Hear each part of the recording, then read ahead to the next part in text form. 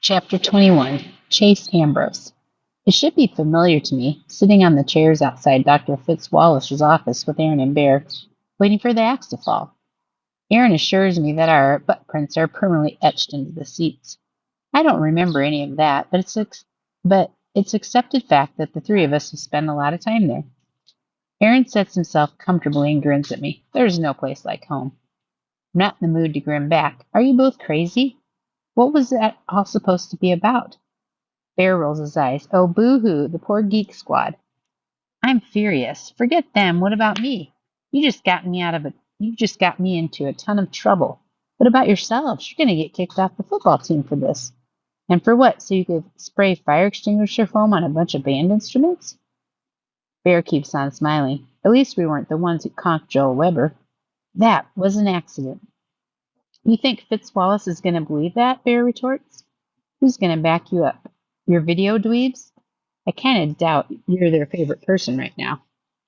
I'm so upset I can barely come up with the right words. You did this on purpose to frame me. We're supposed to be friends, and you were so dead set of wrecking my life that you didn't care if you went down the drain with me.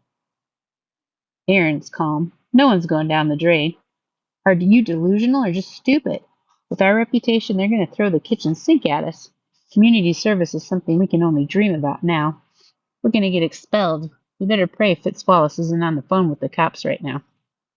Relax, said Aaron in an undertone. First of all, we are friends, and we're not going to let anything bad happen to you. Just stick with us, agree with everything I say, and we've got this. You are delusional, I hiss. How could there be any way to explain that train wreck in the music room? When the door to the inner office opens, the knob makes a snap like a gunshot. Then Dr. Fitzwallace is upon us, his rage all the more terrible because it's ice cold. Honestly, I can't say I blame him. I'm not thrilled about being in trouble, but if any situation ever justified a principal losing it on three students, it's this one. He ushers us inside and seats himself while we stand in front of his desk. Well, it's you three again. I was hoping. He looks at me and shakes his head sadly. All right, let's hear it. Knowing full well it's not going to get me anywhere, I'm about to protest my innocence when Aaron speaks up. I know it looks bad, but we didn't do anything wrong. Bear and I were walking past the band room. We saw smoke coming out from under the door, so we grabbed fire extinguishers and ran inside, spraying. They were shooting some kind of video. They had a million lights plugged in. Something must have shorted out and caused a fire. Chase heard a yelling and came in to help us, but the video kids attacked us because their project was getting ruined. Somehow Joel Weber hit his head on one of the fire extinguishers. The principal frowns. That's not how the students on the scene describe it. Bear shakes his head understandingly. Don't be too hard on them, Dr. Fitzwallace. They're probably just scared of getting in trouble for starting a fire. The frown deepens. None of my teachers smelled smoke. Aaron sighs with relief. Good, we got it in time.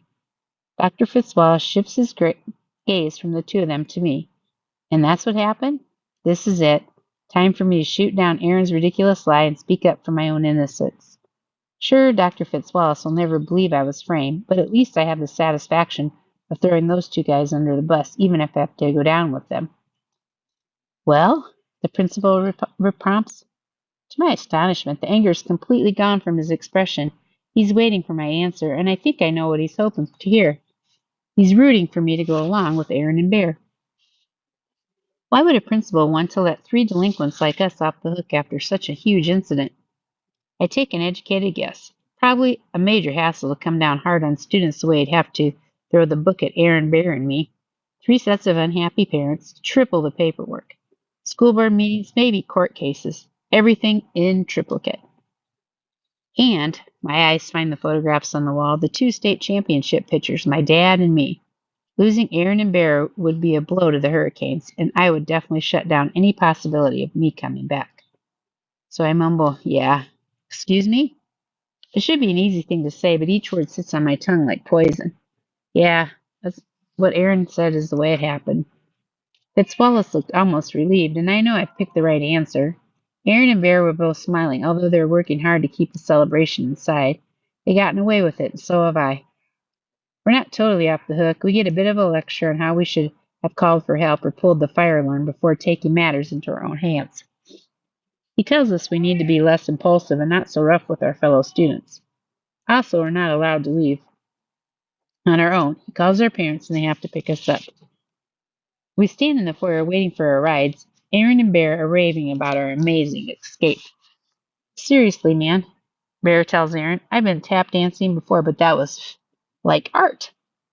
Aaron nods. I was afraid Chase was going to mess it up in the end, but our boy came through. Didn't I tell you you'd have her back?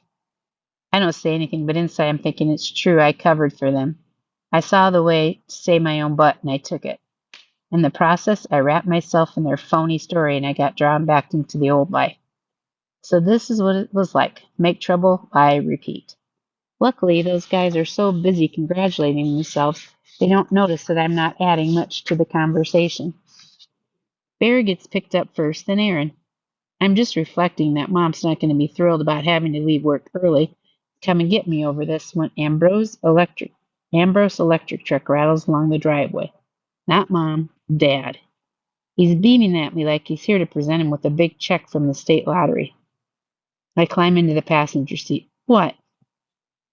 He reaches over and playfully punches my shoulder. Fitzwallace told me everything, and I read between the lines. Way to go, champ. Wasn't great, Dad. He laughs. You think that's the first time I've ever gotten a call like that about you, Aaron and Bear? It's never great, but you got away with it, and that's pretty great. I almost say, not really, but that wouldn't be true. I could easily be buried under a mudslide of pain right now, and I'm not. I can't regret that. What I regret is the way I got away so free and clear.